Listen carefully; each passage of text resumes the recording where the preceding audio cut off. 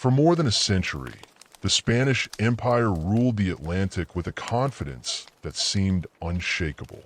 Every year, enormous treasure fleets crossed the ocean carrying silver from Peru, gold from Mexico, precious goods from across the Americas, and enough wealth to finance Spain's ambitions across Europe.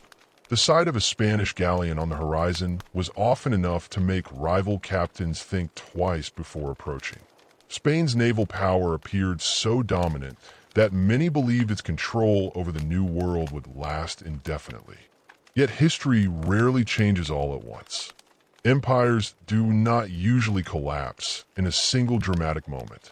They weaken slowly. Cracks appear before anyone notices. Then those cracks widen, and eventually, entire systems that once seemed permanent begin to shift beneath people's feet. By the middle of the 17th century, that process had already begun. Spain remained powerful. Its colonies stretched across vast distances. Its fleets still carried unimaginable wealth. But the empire was no longer the unstoppable force it had once been. Years of costly wars across Europe had drained the royal treasury. Maintaining armies required money. Maintaining fleets required even more. And maintaining an empire that stretched across oceans demanded resources on a scale few governments could sustain forever. The warning signs appeared first in places far from Madrid. Naval commanders stationed in the Caribbean sent reports back to Spain. Again and again, they described the same problem. There were not enough ships. There were not enough sailors. There were not enough guns. The sea lanes that connected Spain's colonies had become too vast to patrol effectively. Treasure fleets still sailed. Merchant vessels still crossed the ocean. But protection was becoming increasingly thin. The Treaty of the Pyrenees in 1659 marked a turning point. On paper, it ended a long conflict between Spain and France. In reality, it revealed how much Spain had already lost. Territories changed hands. Political influence shifted, and rival European powers recognized something important. Spain could no longer control everything. The Caribbean suddenly looked different. For generations, it had functioned largely as a Spanish lake. Now English, French, and Dutch interests saw opportunities everywhere. Every unguarded trade route represented profit. Every isolated settlement represented possibility. Every weakened convoy represented temptation.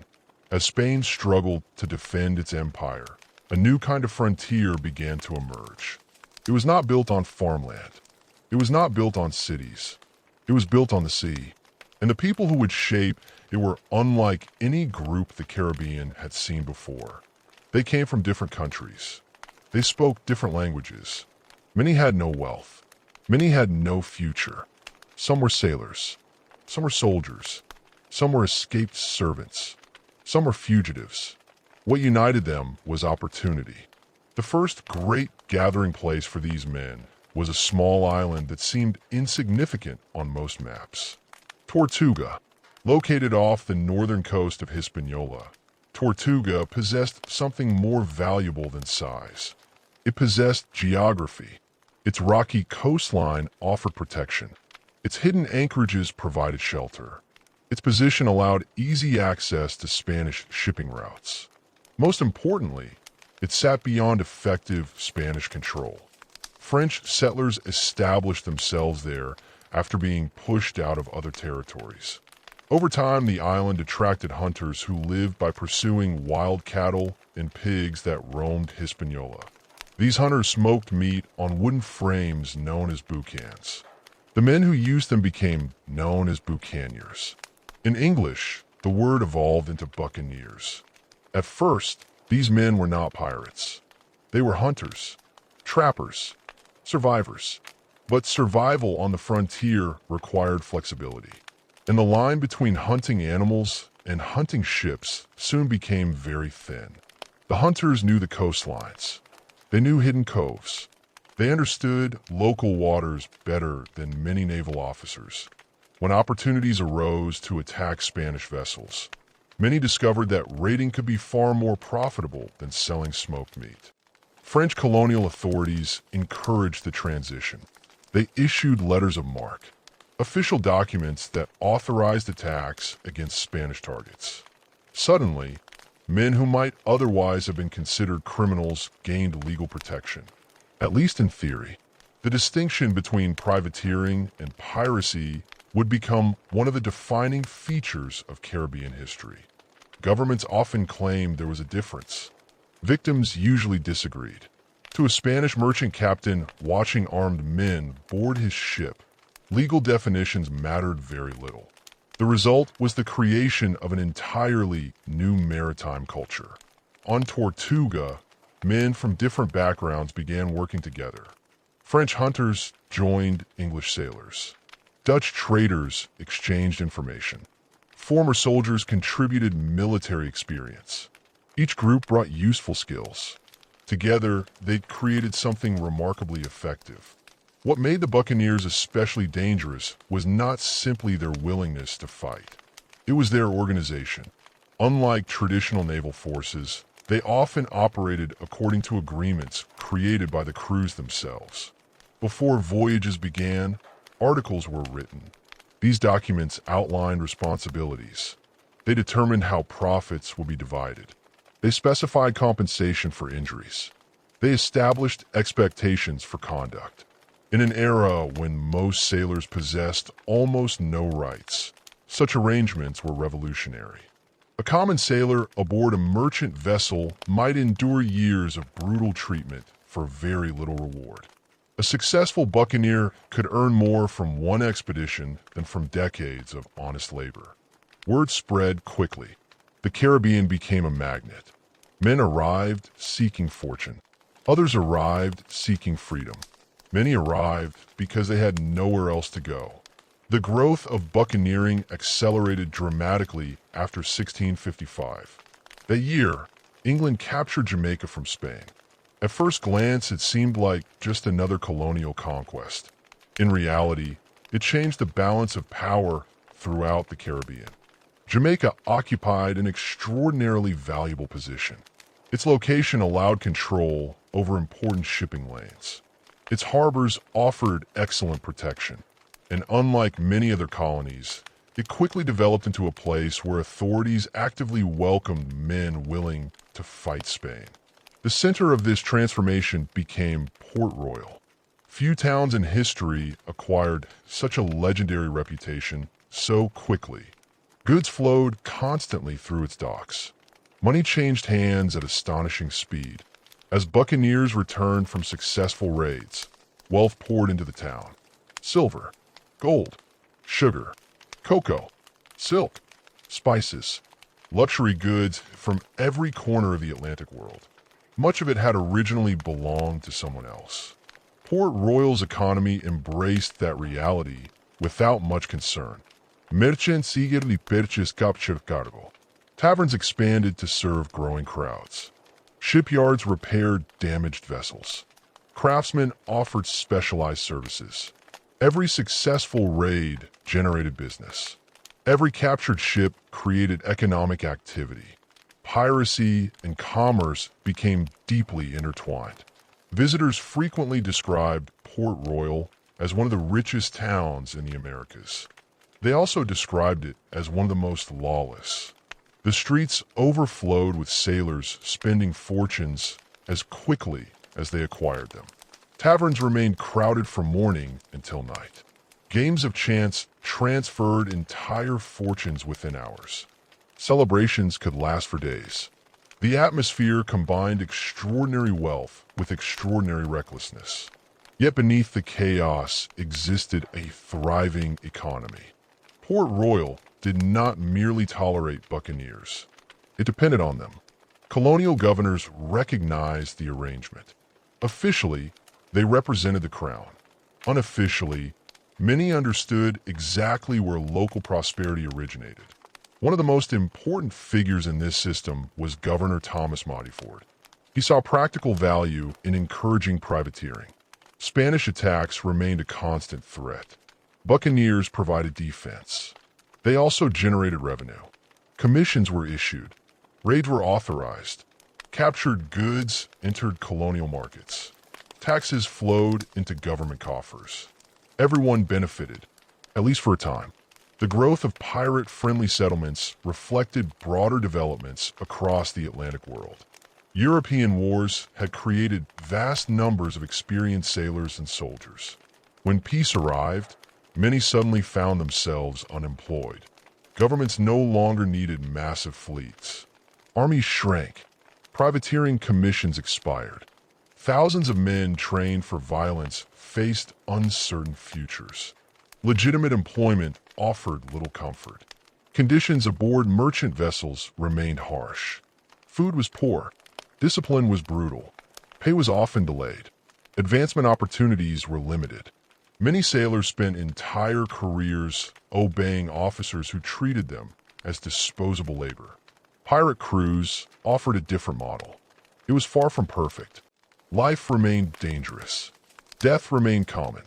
But opportunities existed. Captains were frequently elected. Important decisions often involved crew votes. Profit distribution tended to be more equitable than aboard conventional ships. For men accustomed to rigid hierarchies, such arrangements felt remarkably liberating. Religious refugees also found places within these communities. Political exiles arrived. Individuals unwelcome in Europe discovered new opportunities in the Caribbean. The pirate world became a strange mixture of cultures, languages, and experiences. People who might never have interacted elsewhere found themselves living and working together. This diversity strengthened pirate communities. Knowledge moved quickly. Information spread efficiently. Connections developed across enormous distances. By the late 17th century, a network of ports, islands, merchants, craftsmen, and sailors had emerged. Some operated legally. Others operated in gray areas. Still others ignored legality entirely. Together, they formed the infrastructure that would eventually support the most famous era in pirate history. The transformation extended beyond the Caribbean. Far across the ocean, another location was beginning to attract attention. Madagascar. Its position in the Indian Ocean offered remarkable possibilities. European control remained weak. Natural harbors provided shelter. Trade routes carrying immense wealth passed nearby. For ambitious pirates, the island represented opportunity on an entirely different scale. At the same time, events in Europe were preparing the conditions for an even greater expansion of piracy. Treaties ended wars. Governments withdrew commissions. Privateers who had once enjoyed official approval suddenly found themselves unwanted. Many attempted to return to normal life. Some succeeded. Many did not. The skills that made them valuable during wartime offered few advantages during peace. Yet those same skills remained perfectly suited for piracy. And among the countless sailors facing uncertain futures, a new generation of men was about to discover that the world's richest trade routes were more vulnerable than anyone imagined. One of those men would soon carry the pirate story far beyond the Caribbean.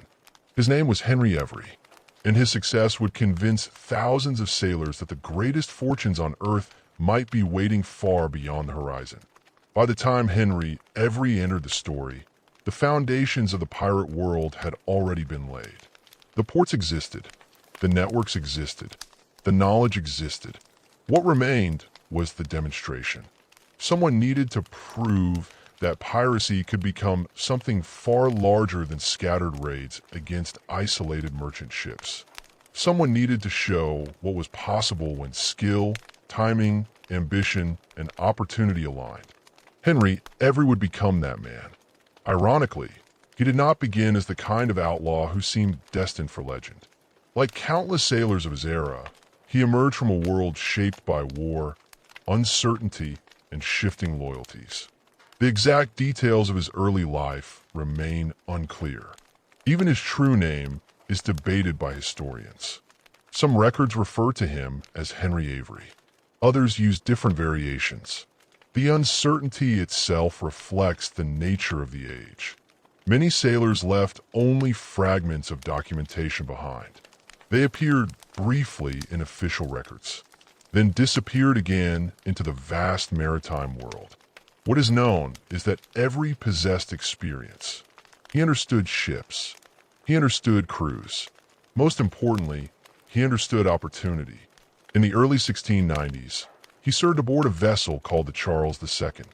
The ship operated under Spanish authority. Its mission involved privateering against French targets. On paper, it represented legitimate employment. In reality, conditions aboard the vessel deteriorated rapidly. Delays in payment frustrated the crew. Promises went unfulfilled. Tensions grew. The situation was hardly unusual. Across the Atlantic world, sailors frequently endured unpaid wages and poor treatment. But on the Charles II, dissatisfaction eventually reached a breaking point. In May of 1694, while anchored in Spanish waters, mutiny erupted. Every emerged as one of its leaders. Control of the ship changed hands. The captain was removed. The crew faced a decision. They could surrender and face punishment. They could seek legitimate employment elsewhere, or they could embrace piracy. The choice was made quickly. The Charles II became the Fancy. And the Fancy began one of the most remarkable pirate voyages in history. Many pirates focused on the Caribbean. Every looked farther. He understood something important. The Atlantic contained wealth, but the Indian Ocean contained fortunes. The trade routes linking India, Arabia, East Africa, and Southeast Asia carried goods whose value dwarfed most Caribbean prizes. Silks, spices, precious stones, gold, silver, luxury goods desired by rulers and merchants across multiple continents. Even more importantly, these routes lacked the concentrated naval protection found in parts of the Atlantic. The risks remained enormous. The rewards were even greater. Every turned east. His crew followed. The journey itself required extraordinary skill. Navigating from the Atlantic into the Indian Ocean demanded experience and patience. Weather patterns had to be understood. Supplies had to be managed. Crews had to remain disciplined during long stretches at sea. Many expeditions failed before ever reaching their intended hunting grounds. The Fancy succeeded. By the time Every reached the waters near the entrance to the Red Sea, he had positioned himself near one of the richest maritime highways in the world. Every year, fleets connected the Mughal Empire with the broader Islamic world. Pilgrims traveled toward Mecca. Merchants transported wealth accumulated across India. Treasure moved through predictable routes. For pirate captain seeking a transformative prize, few opportunities could compare. Then came the moment that would make him famous. In September of 1695, Every and his allies encountered the Ganj Isawai. The vessel belonged to the Mughal Empire. It was no ordinary merchant ship. Contemporary accounts described it as one of the largest and wealthiest vessels operating in the region. Heavily armed, massive in size, protected by hundreds of men, its cargo represented immense wealth. Capturing such a ship seemed almost impossible. Yet pirates possessed advantages that conventional observers often underestimated. They were aggressive. They were motivated. They were willing to take risks that professional naval officers sometimes avoided. The battle that followed became legendary. Details vary between sources. Some reports likely exaggerate certain aspects, but the outcome remains clear. The pirates prevailed. The Ganj Isawai fell into their hands. What they found aboard surpassed almost anything previously captured by pirates. Gold coins, silver currency, jewels, luxury goods, precious stones, personal wealth carried by wealthy passengers. Treasure accumulated over years, perhaps generations. The value was staggering.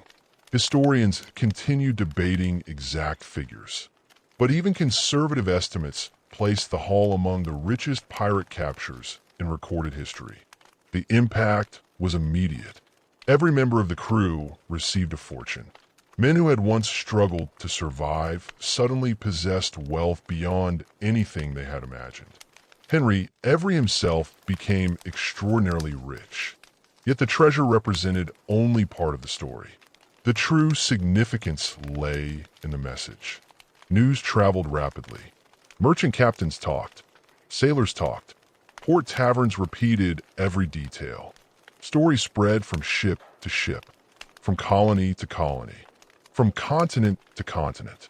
Each retelling made the achievement seem even greater. Henry Every became more than a pirate. He became proof. Proof that a small group of determined men could challenge the richest trade networks on Earth. Proof that fortunes beyond imagination existed for those willing to seize them. For thousands of sailors trapped in poverty, the story possessed irresistible power. Recruitment suddenly became easier everywhere. Young seamen listened to tales of every success and began calculating possibilities. Why spend decades earning modest wages? Why endure brutal discipline? Why obey captains who treated crews as expendable? The temptation grew stronger with every retelling. Governments viewed the situation very differently. The Mogul Empire reacted with outrage. The attack had not targeted an ordinary merchant vessel. It had struck property associated with one of the world's most powerful rulers. The diplomatic consequences were enormous. Emperor Aurangzeb demanded action. English merchants feared catastrophe. The East India Company relied heavily on access to Mughal markets. If those markets closed, losses would be devastating. Suddenly, piracy was no longer simply a colonial problem. It had become an international crisis. Pressure mounted on the English government. Rewards were offered. Searches began. Authorities launched one of history's first truly global manhunts. Every became the most wanted pirate in the world, and yet he vanished. Some of his crew members were captured. Others disappeared. But Henry Every himself slipped into obscurity. Rumors emerged constantly. Some claimed he retired in luxury. Others suggested he lived under an assumed identity. Still others believed he died in poverty. No definitive answer ever emerged. The mystery only enhanced his legend. The pirate who captured unimaginable treasure had escaped the reach of empires. For aspiring pirates, that detail proved especially inspiring. If Every could succeed and disappear, perhaps they could too. The reality was far more complicated. Most pirates never achieved such fortunes. Most never escaped. Many died violently. Many ended their lives on the gallows. But legends rarely focus on averages. Legends focus on exceptions. And Henry Every became one of the greatest exceptions in pirate history. His success accelerated changes already underway. Pirates became increasingly independent. The old distinction between privateering and piracy began fading. Many crews no longer sought government commissions. They no longer wanted to serve national interests. They preferred serving themselves. This shift produced something remarkable. Pirate societies evolved. Rules became more formalized. Shipboard governance became increasingly sophisticated. Crews created written agreements covering everything from compensation to discipline. Captains retained authority during battle. But outside combat, many important decisions involved consultation and voting. Power remained distributed more widely than aboard most merchant or naval vessels. The position of quartermaster gained particular importance. Unlike traditional officers, quartermasters often acted as representatives of the crew. They monitored distribution of supplies. They supervised division of treasure. They served as checks against excessive captain authority. This balance helped maintain stability. Pirates understood a practical truth. Mutiny threatened everyone. Fairness improved survival. Compensation systems reflected similar thinking. If a pirate lost a hand, an eye, or a leg during combat, he received predetermined payments. These arrangements functioned as primitive insurance programs. Long before many governments offered similar protections, pirate crews recognized the importance of supporting injured members. None of this made piracy noble. Violence remained central to the profession. Robbery remained the objective. But internally, pirate organizations often operated according to principles very different from those found in conventional maritime life. These developments attracted new recruits. Experienced sailors appreciated the opportunities. Former soldiers valued merit-based advancement.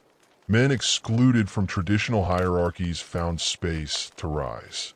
The pirate world became increasingly appealing precisely because legitimate institutions often failed those at the bottom. Meanwhile, attention continued shifting toward the Indian Ocean. Madagascar emerged as a crucial destination. Its location offered strategic advantages difficult to ignore. Ships traveling between Asia and Europe passed nearby. European authority remained limited. Local political conditions created opportunities for negotiation and settlement. Pirates recognized the possibilities immediately. Communities began forming along the coast.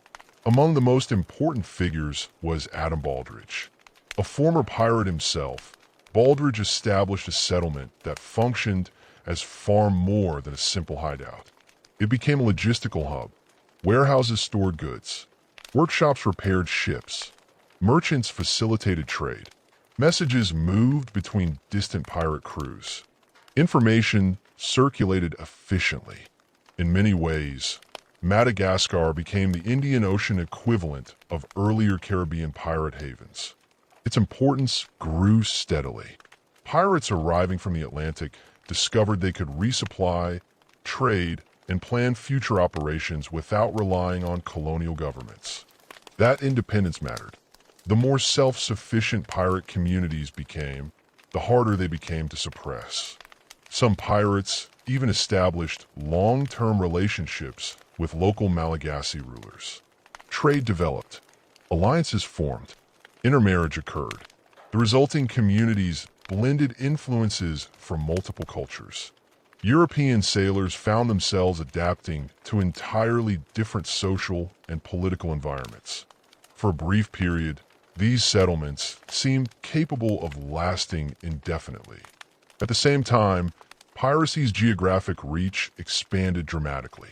American colonies became increasingly connected to Indian Ocean operations. Merchants quietly financed expeditions. Captains recruited crews. Ships departed from ports such as Newport and New York. Officially, many voyages pursued legitimate objectives. Unofficially, everyone understood the possibilities. Profits from successful expeditions could transform lives. The flow of wealth back into colonial economies reinforced the cycle. Captured treasure entered local markets. Merchants earned commissions. Officials accepted bribes. Entire networks benefited. This blending of legal and illegal commerce complicated enforcement efforts. Pirates rarely operated in complete isolation. They depended on connections. Shipbuilders, traders, suppliers, money handlers, information brokers. Without these supporting structures, piracy could not function effectively. And by the end of the 17th century, those structures existed across much of the Atlantic world. Yet while piracy expanded geographically, another transformation was approaching. A series of European peace treaties would soon release thousands of experienced privateers into an uncertain world. Men trained for war, men accustomed to capturing ships, men already familiar with life on the edge of legality. Their arrival would change everything. The greatest pirate stronghold in history was about to emerge. Its name was Nassau, and within a few years, it would become the beating heart of the Golden Age of Piracy. By the beginning of the 18th century, piracy was no longer a scattered phenomenon. It was becoming a system. The ingredients had been gathering for decades. Experienced sailors, displaced privateers, weak colonial governments, profitable trade routes, safe harbors, corrupt officials. Now those elements were about to combine in a way that would create the most famous chapter in pirate history. The catalyst came from Europe. For years, major powers have been locked in conflict during the War of the Spanish Succession. Across oceans, privateers operated under legal commissions issued by competing governments. These men attacked enemy shipping, captured cargoes, and earned fortunes while technically remaining within the boundaries of the law. Then the war ended.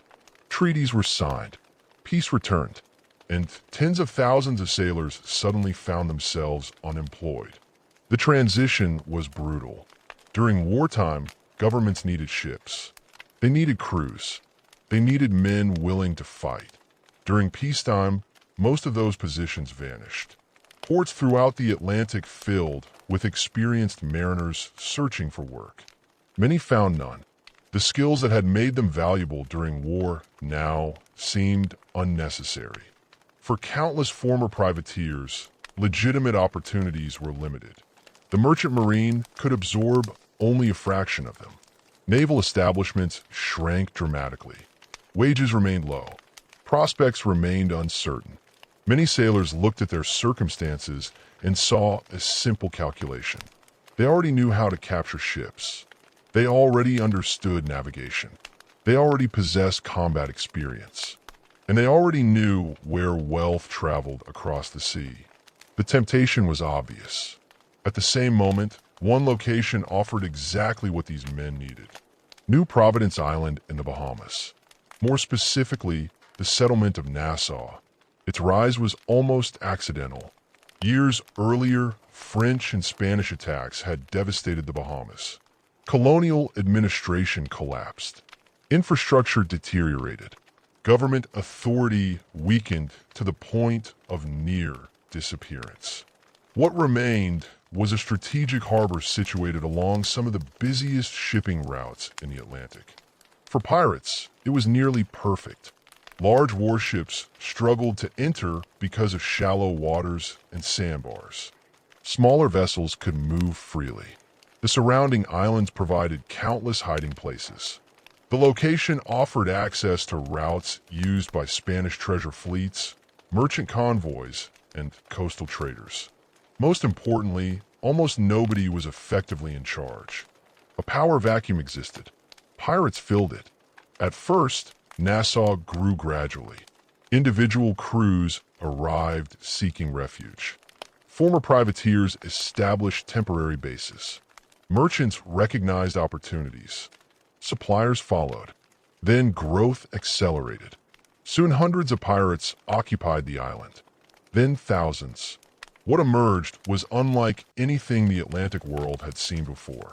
Modern historians often refer to Nassau during this period as a pirate republic. The term is not entirely precise. No formal nation existed. No constitution unified its inhabitants. Yet the label captures an important truth. The community operated according to principles very different from those governing conventional colonies. Authority emerged from consent rather than appointment. Influence depended heavily on reputation and success. Many decisions involved collective participation. The resulting society possessed a distinctly pirate character. One of the earliest and most important leaders was Benjamin Hornigold. Unlike some later pirate captains, Hornigold began with strong ties to the privateering tradition. He understood both sides of the maritime world. He possessed experience, connections, credibility. Most importantly, he possessed leadership ability. Hornigold helped transform Nassau from a gathering place into an organized community. Under his influence, cooperation increased among pirate crews. Information was shared. Mutual defense arrangements emerged. Joint operations became more common. The loose alliance that developed became known as the Flying Gang. It was not an army. It was not a government. But it was powerful. The Flying Gang connected many of the most successful pirate captains operating in the Caribbean. Members cooperated when beneficial. They shared intelligence. They respected common interests. And together, they created a level of maritime threat unlike anything colonial authorities had previously encountered.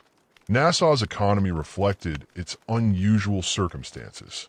Unlike conventional settlements built around agriculture or manufacturing, Nassau prospered primarily through redistribution. Pirates captured wealth elsewhere, then brought it home. Merchant ships arrived carrying stolen goods. Silver coins flowed through taverns. Luxury items appeared in markets.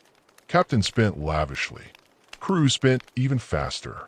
The result was an economy fueled by piracy at nearly every level. Local merchants flourished. Shipwrights remained busy. Provision suppliers found constant customers. Even residents who never stepped aboard pirate vessels benefited indirectly from the wealth entering the settlement. This created a problem for colonial governments. Suppressing piracy meant disrupting local economies. Many people who publicly condemned pirates privately depended on them. The line between criminal and businessman often became difficult to identify. Corruption flourished. Officials accepted gifts. Merchants asked few questions. Profits outweighed principles. Within this environment, some of history's most famous pirate figures began their rise. Among them was a sailor who would become the most recognizable pirate in popular imagination. Edward Teach, better known as Blackbeard. Much of what people believe about pirates today traces back to the image Blackbeard carefully created. He understood something that many military commanders throughout history have understood. Fear can be more powerful than violence. A battle avoided is often more profitable than a battle won. Teach cultivated his appearance with extraordinary care. He was a physically imposing man. Tall, broad, intimidating. But he amplified those natural advantages. His beard became legendary. Before combat, he reportedly tied slow-burning fuses into it. Smoke drifted around his face. Sparks glowed.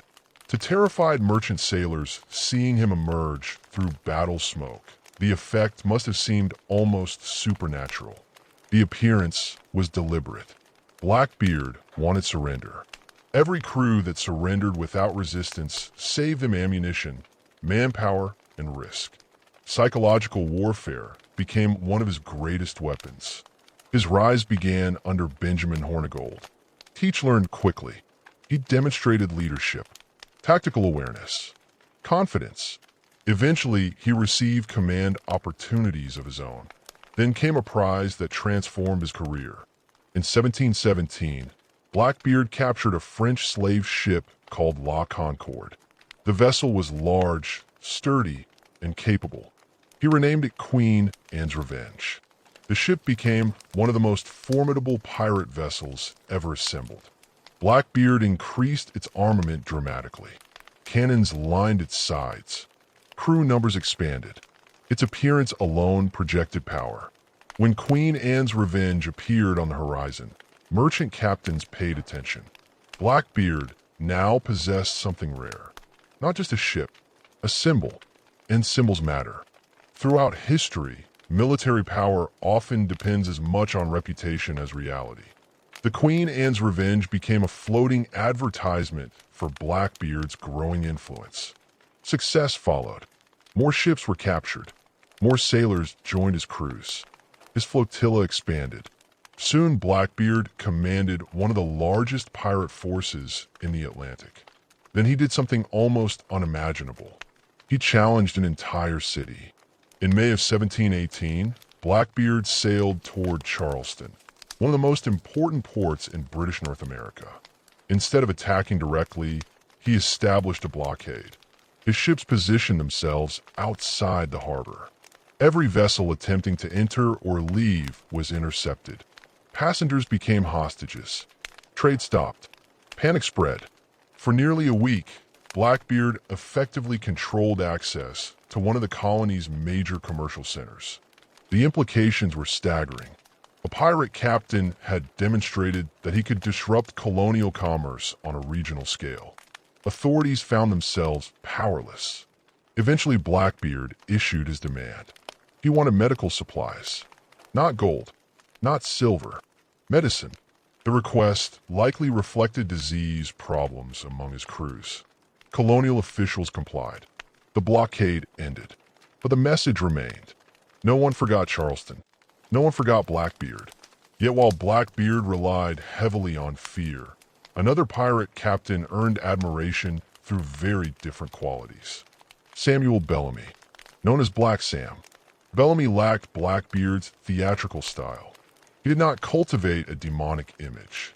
He did not rely on intimidation alone. Instead, he became known for leadership, intelligence, and a remarkably egalitarian approach to piracy. Bellamy's rise reflected one of piracy's most unusual characteristics.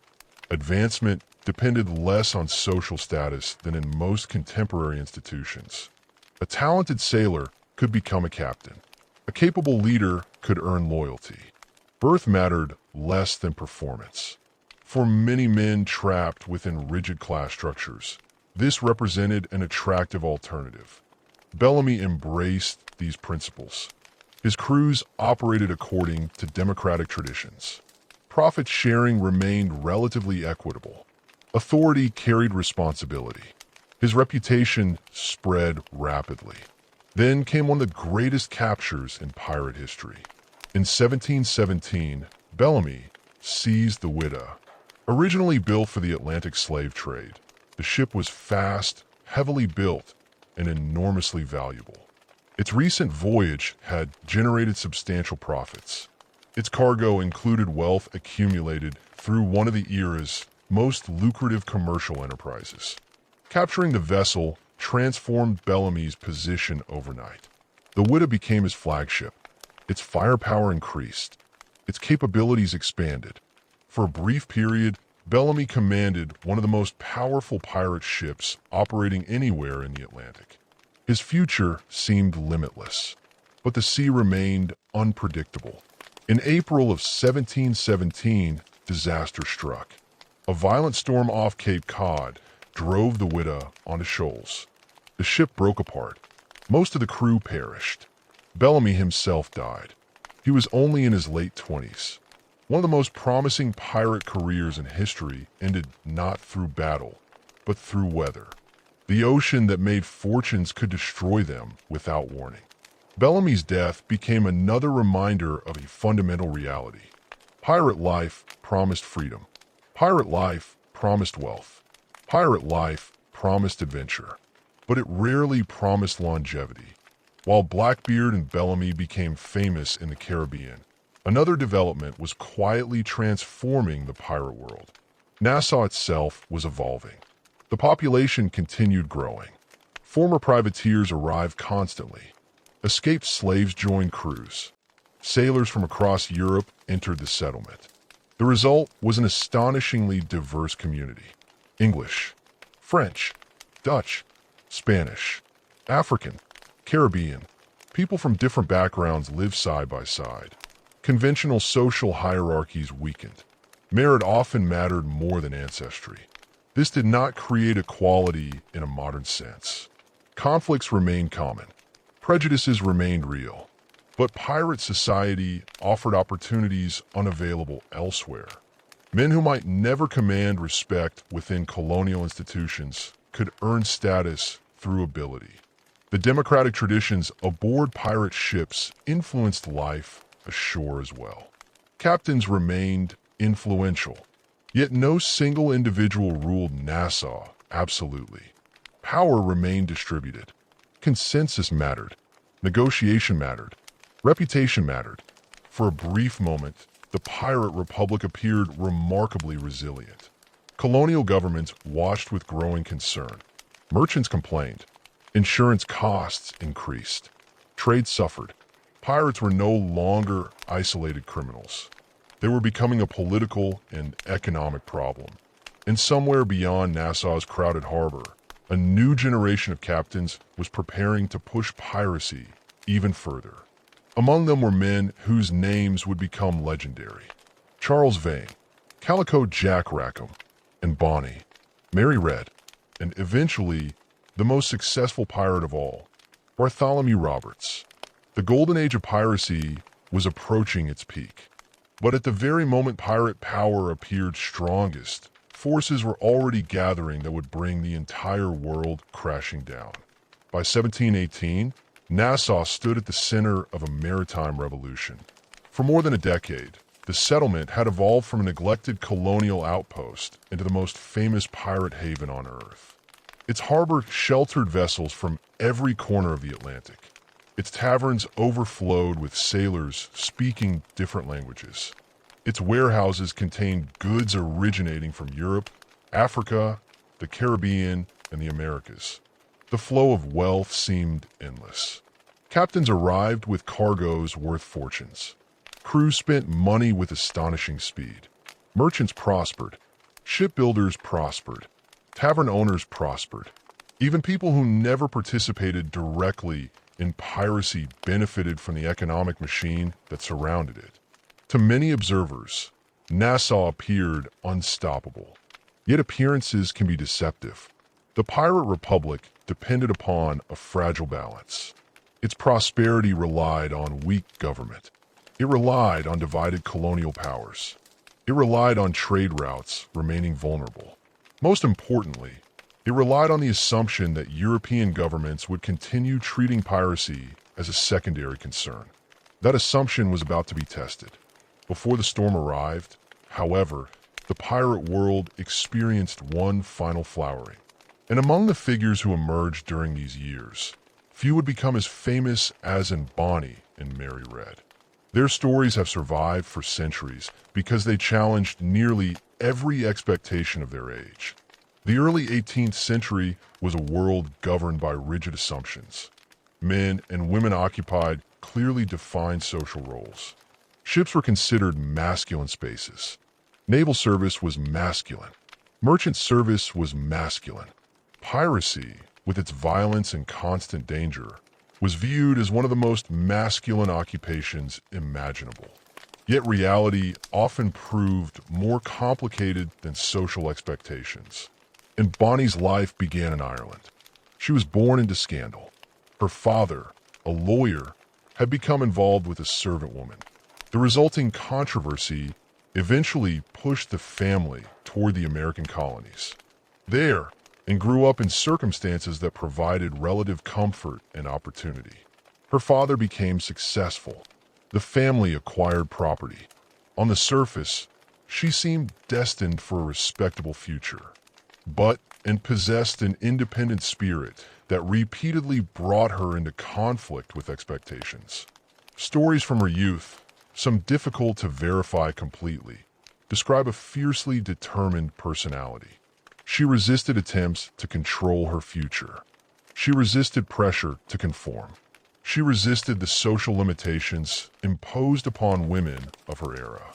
Eventually, she married a sailor named James Bonny. The decision reportedly angered her father. The marriage itself proved far from ideal, but it brought an into contact with the maritime world. And ultimately, it brought her to Nassau. The pirate republic exposed her to possibilities she had never previously encountered. Here was a community where traditional structures carried less weight. Here were men who valued courage and ability. Here were captains who had built reputations through action rather than inheritance. The atmosphere fascinated her. Among the pirates operating from Nassau, one captain in particular attracted her attention: John Rackham. History remembers him as Calico Jack. The nickname came from his preference for colorful clothing. Compared with some of his contemporaries, Rackham was not the most successful pirate. He was not the most feared. He was not the richest. Yet his name would survive because of the people associated with him. Rackham and him became involved. Their relationship quickly became serious. At some point, and joined his pirate crew. Unlike many women connected to pirate communities through businesses or family relationships, and participated directly in maritime operations. She was not simply a passenger. She was part of the crew. She learned the work. She learned the routines. She learned the risks. Her presence challenged assumptions wherever the ship traveled. And Bonny was not the only extraordinary woman who would sail aboard Rackham's vessel. The second was Mary Red. If in Bonny's story was unusual, Mary's was almost unbelievable. Born in England under difficult circumstances, Mary spent much of her life disguised as a boy. The deception began during childhood. Economic necessity encouraged her mother to present Mary as her deceased brother. The arrangement provided financial support. More importantly, it exposed Mary to opportunities normally unavailable to women. She grew accustomed to life under a male identity. As she grew older, the disguise continued. She entered military service. She fought in Europe. She learned combat skills. She worked in environments dominated entirely by men. Remarkably, she maintained the deception successfully. At one point, she reportedly fell in love with a fellow soldier and revealed her true identity. Marriage followed. For a brief period, it seemed she might settle into a conventional life. Then tragedy intervened. Her husband died. Economic security vanished. Mary returned to her male identity and sought work once more. Eventually, she found employment at sea. Then fate intervened again.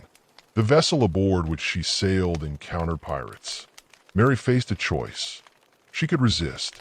She could seek escape, or she could join them. She chose piracy. The decision altered history. Eventually, she arrived aboard Rackham's vessel. At first, and believed Mary was a man. According to later accounts, this misunderstanding created tension. Only after Mary revealed her secret did the situation resolve itself. The exact details are difficult to verify. What remains clear is that Bonny and Mary Red developed a close partnership. Together, they became two of the most famous women associated with piracy. Their reputations emerged not simply because they existed aboard pirate vessels. Many women participated in pirate communities in various capacities. And Mary became famous because they fought. Contemporary accounts repeatedly emphasize their willingness to participate directly in combat. Witnesses described them carrying weapons.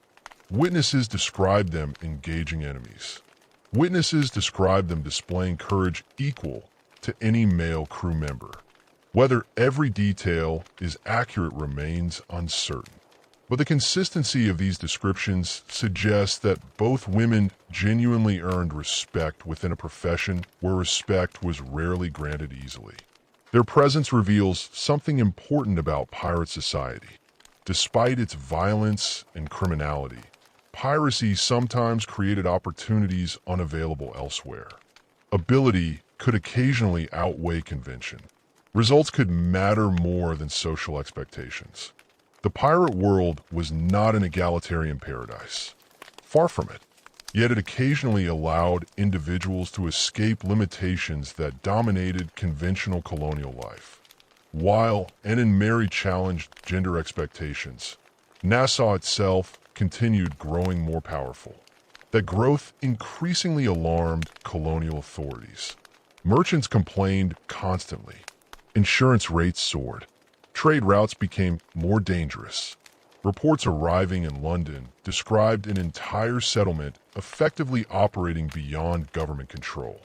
Pirates were no longer merely attacking commerce. They were creating alternative structures, alternative economies, alternative systems of authority. For the British government, this situation had become unacceptable. Action was coming. And the man chosen to lead, it was unlike the military officers pirates expected. His name was Woodes Rogers. Before becoming governor, Rogers had lived a life filled with adventure. He had circumnavigated the globe. He had fought privateering campaigns. He understood the sea. He understood sailors. Most importantly, he understood pirates. Unlike distant politicians issuing orders from London, Rogers knew exactly what he was facing. When he accepted appointment as governor of the Bahamas, his mission was clear. Destroy the pirate republic. Restore royal authority. Reclaim Nassau. The challenge was enormous. Military force alone might not succeed.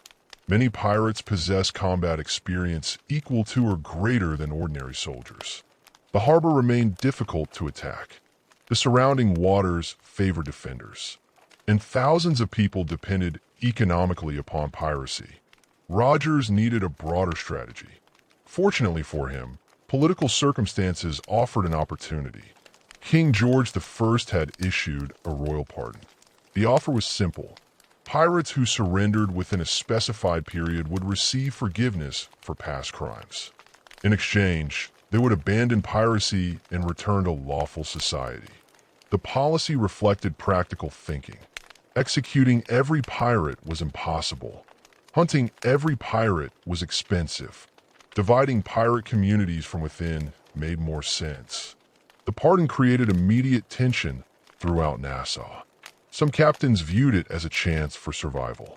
Others viewed it as betrayal. Arguments erupted. Crews divided. Friendships fractured. The pirate republic that had once appeared unified suddenly revealed deep internal disagreements. Benjamin Ornigaud chose acceptance. His decision shocked many. One of Nassau's most influential pirate leaders abandoned the cause. Later, he would even assist authorities in hunting former comrades. From a practical perspective, the decision made sense. Hornigold recognized changing realities. The age of easy piracy was ending. Others refused. Among them was Charles Vane. Vane represented the opposite approach. Aggressive, defiant, uncompromising. He rejected the pardon entirely. When Rogers's fleet approached Nassau in 1718, Vane responded dramatically. He transformed a captured vessel into a fire ship, set ablaze, and sent it toward the incoming government ships. The attack created chaos. Smoke filled the harbor. Explosions illuminated the night. For a brief moment, it seemed the pirates might resist successfully, but the effort failed. Rogers entered Nassau. Government authority returned. The pirate republic had suffered a mortal wound. Many pirates accepted pardons. Others fled. The community that had dominated the Caribbean began fragmenting. Yet the struggle was far from over. Several major pirate captains remained active. Blackbeard continued operating along the North American coast. Charles Vane remained at large. Calico Jack continued sailing. And elsewhere, a new figure was rising whose achievements would surpass them all. Bartholomew Roberts. Before Roberts, piracy had often been opportunistic. Captains targeted ships as opportunities appeared. Campaigns remained relatively localized. Roberts approached the profession differently. He brought organization, discipline, planning, efficiency. His career would transform piracy from a collection of raids into something approaching a systematic enterprise. And his success would make him the most dangerous pirate the Atlantic world had ever seen. At the same time, government pressure intensified. Naval patrols increased. Colonial cooperation improved. Intelligence networks expanded.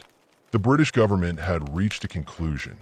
Piracy was no longer an inconvenience. It was a threat to imperial commerce itself. The coming years would become a war. Not a war between nations. A war between empires and outlaws. And for all the legends that would later surround the Golden Age of Piracy, the outcome was already beginning to take shape. The pirate world had reached its greatest height, which meant there was only one direction left to go. As Nassau slipped from pirate control, many captains faced a decision that would determine the rest of their lives. Accept the king's pardon, attempt to build a lawful future, or continue down a path that was becoming more dangerous with every passing month. Some surrendered. Some disappeared into colonial society. Others refused. Among those who refused, none attracted more attention than Blackbeard. By 1718, Edward Teach had become far more than a pirate captain. He was a symbol. Merchants feared him. Governors worried about him. Sailors told stories about him in ports across the Atlantic. Some stories were true. Many were exaggerated. But that hardly mattered. Reputation had become one of Blackbeard's greatest weapons. And now that reputation was colliding directly with the growing determination of colonial governments. For a time, Blackbeard attempted a different approach. After receiving a royal pardon through the authorities in North Carolina, he appeared willing to leave piracy behind. On paper, he became a respectable citizen. He established connections with local officials. He acquired property. He even married. To outside observers, it looked as though one of the world's most notorious pirates had decided to retire. The reality was more complicated. Evidence strongly suggests that Blackbeard never fully abandoned piracy. Instead, he appears to have operated within a gray zone where official legitimacy and criminal activity overlapped. Local authorities benefited from his presence. Merchants benefited from his connections. And Blackbeard benefited from the protection these relationships provided. For a brief period, the arrangement worked. But enemies continued to accumulate. Merchants demanded action. Colonial officials complained. The government of Virginia became especially concerned. Its governor, Alexander Spotswood, decided that Blackbeard had survived long enough. The task of hunting him down fell to a young naval officer, Lieutenant Robert Maynard. The mission would become one of the most famous anti-pirate operations in history. Maynard understood that traditional methods would not work. Blackbeard knew the local waters intimately. He operated in shallow coastal areas where large naval vessels struggled to maneuver.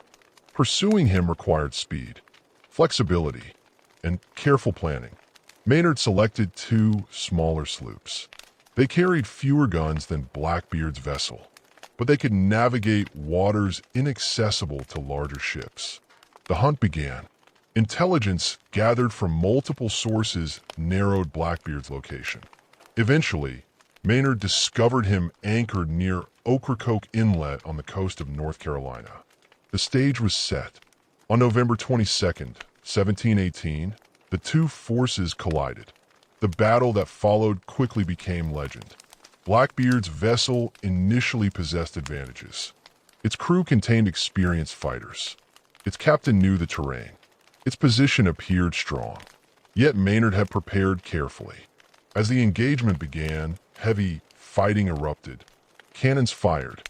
Musket shots echoed across the water. Smoke drifted over the inlet.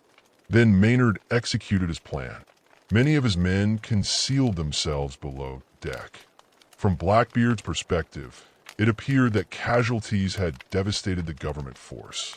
Believing victory close, he ordered a boarding attack. Pirates surged onto Maynard's vessel. At that moment, the hidden sailors emerged. Suddenly, the battle transformed into brutal hand-to-hand combat. Swords flashed. Pistols fired. Men fought at arm's length. In the chaos, Blackbeard and Maynard confronted one another directly. The details varied depending on the source, but contemporary accounts agree on the essential outcome. Blackbeard fought ferociously. Even after suffering multiple wounds, he continued resisting. Only after repeated injuries did he finally collapse. One witness later claimed that 5 gunshot wounds and more than 20 sword cuts marked his body. Whether the exact numbers were accurate hardly mattered. The image became part of the legend. Blackbeard had died exactly as many expected. Fighting, defiant, refusing surrender. His death sent shockwaves through the pirate world. The seemingly invincible captain had fallen. Even more important was what happened afterward. Maynard severed Blackbeard's head. It was displayed prominently from his vessel. The message was unmistakable. Government authority had returned. The era of pirate impunity was ending. The psychological impact was enormous. For years, pirates had operated under the assumption that skill, daring, and local support could protect them. Blackbeard's death challenged that belief. If Blackbeard could be hunted down, anyone could. Yet while Blackbeard's career ended dramatically, another pirate was only beginning his ascent. Bartholomew Roberts entered piracy almost by accident. Unlike many famous captains, he did not initially seek a criminal life. Born in Wales, Roberts spent years working as a professional sailor. He developed a reputation for competence, navigation skills, discipline, experience. These qualities made him valuable aboard merchant vessels. Then fate intervened. In 1719, the ship on which Roberts served was captured by pirates off the coast of West Africa. The captain responsible was Howell Davis. Roberts found himself facing the same choice that many sailors confronted when captured. At first, few could have predicted what would happen next. Roberts adapted quickly. His skills became obvious. His intelligence became obvious.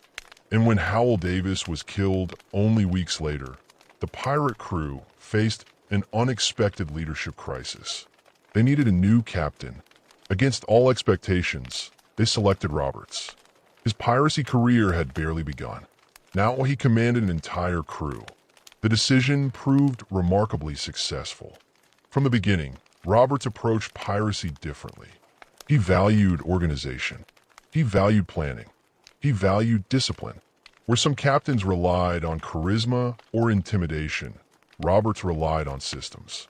His crews operated under detailed articles. Responsibilities were clearly defined. Profits were distributed according to established rules. Order existed where outsiders expected chaos. The results were extraordinary. Over the next 3 years, Roberts achieved a level of success unmatched by any pirate before or after. Ship after ship fell into his hands.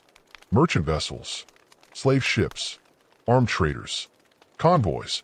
His operations stretched across enormous distances. West Africa, the Caribbean, South America, the North Atlantic. Few pirates operated on such a scale. Even fewer maintained success for so long. As his reputation grew, so did his fleet. At times, Roberts commanded multiple vessels simultaneously. Hundreds of men served under him. His flagship, usually bearing the name Royal Fortune, became one of the most feared ships on the ocean. The name itself reflected confidence. Every time a vessel was lost or replaced, Roberts often transferred the title to the new flagship. The Royal Fortune became less a ship than a symbol of continuity. A floating declaration that his operations would continue regardless of setbacks. Roberts also understood the value of image. Like Blackbeard, he cultivated a recognizable persona. Contemporary descriptions portray a man who dressed elegantly. Fine clothes, expensive fabrics, jewelry, weapons of exceptional quality. He projected authority through appearance. When he stepped onto a captured vessel, no one doubted who commanded the situation. Yet despite his sophistication, Roberts remained ruthless. His success depended upon violence. Merchant captains who resisted often faced severe consequences. His operations inflicted enormous economic damage. Entire shipping routes became dangerous because of his activities. Governments grew increasingly alarmed. One episode in particular demonstrated the scale of his ambition. In early 1721, Roberts targeted shipping near the coast of West Africa. The region's slave trade generated vast profits. European merchants transported enslaved Africans across the Atlantic in enormous numbers. The ships involved were often heavily armed. Capturing them required planning and courage. Roberts succeeded repeatedly. At one point, he seized multiple vessels in rapid succession. The scale of the operation shocked observers. Legitimate commerce in the region experienced significant disruption. Insurance rates climbed. Merchants demanded protection. Governments faced growing pressure to respond. Meanwhile, Roberts continued expanding his reach. By now, he commanded what amounted to a small pirate navy. His fleet represented the peak of pirate organization. Decades of evolution had produced increasingly sophisticated crews. Democratic traditions remained. Profit-sharing systems remained. But now these structures operated across multiple ships under coordinated leadership. It was piracy at its most advanced, and therefore at its most threatening. Yet success carried dangers. The more effective Roberts became, the more determined governments became to eliminate him. Naval patrols intensified. Intelligence gathering improved. Pirate hideouts disappeared. Former safe harbors became dangerous. The noose tightened steadily. The broader pirate world was already collapsing. Nassau had fallen. Blackbeard was dead. Charles Vane's fortunes were declining. Calico Jack's future looked uncertain. The generation that had built the Golden Age was disappearing. Roberts stood almost alone at the summit, the last great pirate commander, the final embodiment of everything the pirate world had become. For a brief moment, it seemed possible that he might survive where others had failed, that he might adapt, that he might continue defying empires. But history was moving in another direction. Governments had learned. Navies had adapted. Colonial powers were cooperating in ways previously unimaginable. And somewhere beyond the horizon, Royal Navy ships were already searching for him. The confrontation that followed would not simply decide the fate of Bartholomew Roberts. It would mark the beginning of the end for the entire Golden Age of piracy. While Bartholomew Roberts was building the largest and most successful pirate operation of the age, another story was unfolding in the Caribbean. It was a story that would survive long after treasure fleets, pirate republics, and naval campaigns faded into history. Because among all the famous names associated with piracy, few captured the imagination of future generations more than Bonny and Mary Red. Part of that fascination came from how unusual their lives appeared. The world of the early 18th century imposed strict expectations. Most women had limited legal rights. Economic opportunities were restricted. Public life was dominated by men. The sea, especially the violent world of piracy, was considered almost entirely beyond female participation. Yet reality rarely fits neatly within expectations. Pirate communities often existed on the edges of society. Traditional rules held less power there. Practical ability frequently mattered more than social convention. As a result, women sometimes found opportunities unavailable elsewhere. And Bonny and Mary Red became the most famous examples. By the time they sailed together aboard John Rackham's vessel, both had already lived extraordinary lives and had rejected the comfortable future expected of her. Mary had spent years disguising herself as a man while serving in armies and aboard ships. Neither woman seemed willing to accept limitations imposed by society. Their presence aboard a pirate vessel was remarkable. Their participation in pirate operations was even more remarkable. Contemporary accounts repeatedly describe them carrying weapons, fighting alongside male crew members, taking part in raids, sharing dangers, sharing rewards. It is important to separate history from later legend. Over the centuries, storytellers often exaggerated pirate tales. Dramatic details accumulated. Facts merged with myth. Yet, even when the exaggerations are removed, the core reality remains impressive. And Bonny and Mary Red operated within one of the most dangerous professions in the Atlantic world. And they earned reputations strong enough to be remembered centuries later. Meanwhile, their captain, John Rackham, struggled to achieve the same level of success enjoyed by larger pirate leaders. Calico Jack possessed charm. He possessed connections. He possessed experience. But he lacked the strategic brilliance of Roberts. He lacked the terrifying reputation of Blackbeard. His career consisted largely of attacks on smaller vessels and coastal targets. Yet his name endured because history often remembers unusual stories more vividly than ordinary victories. By 1720, government pressure against piracy had intensified dramatically. The days when pirates could operate openly from Nassau were over. Royal officials monitored shipping more closely. Naval patrols expanded. Former pirate havens became increasingly unsafe. For captains like Rackham, survival grew more difficult. The end came quickly. In October 1720, pirate hunters located Rackham's vessel near Jamaica. The force pursuing him was led by Captain Jonathan Barnett. Unlike earlier years when pirates often escaped through superior mobility or local support, circumstances had changed. Authorities possessed better intelligence. They coordinated more effectively. The balance of power was shifting. When Barnett's force caught up with Rackham, the encounter revealed an uncomfortable truth. Many pirate crews no longer possessed the confidence they had enjoyed during the height of the Golden Age. Reports from the capture suggest that several crew members were drunk when the attack occurred. Resistance proved weak. The fight ended rapidly. Rackham was captured.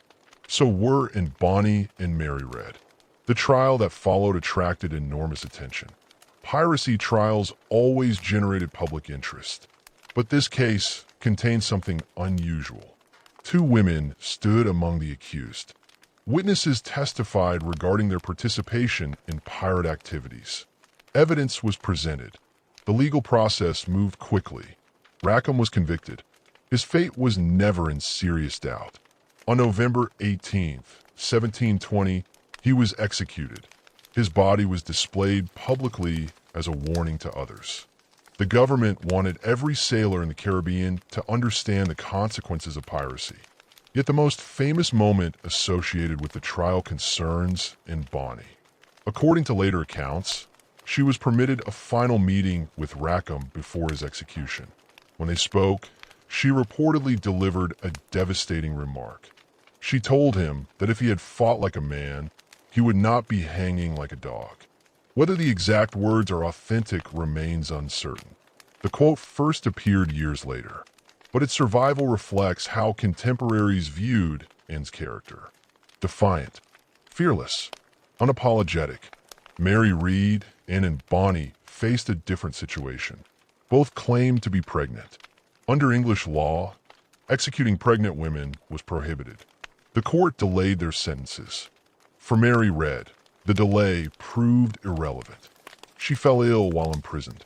In 1721, she died in jail. Her remarkable life ended not in battle or at the gallows, but from disease. And Bonny's fate remains one of the enduring mysteries of pirate history. After her trial, the historical record becomes uncertain.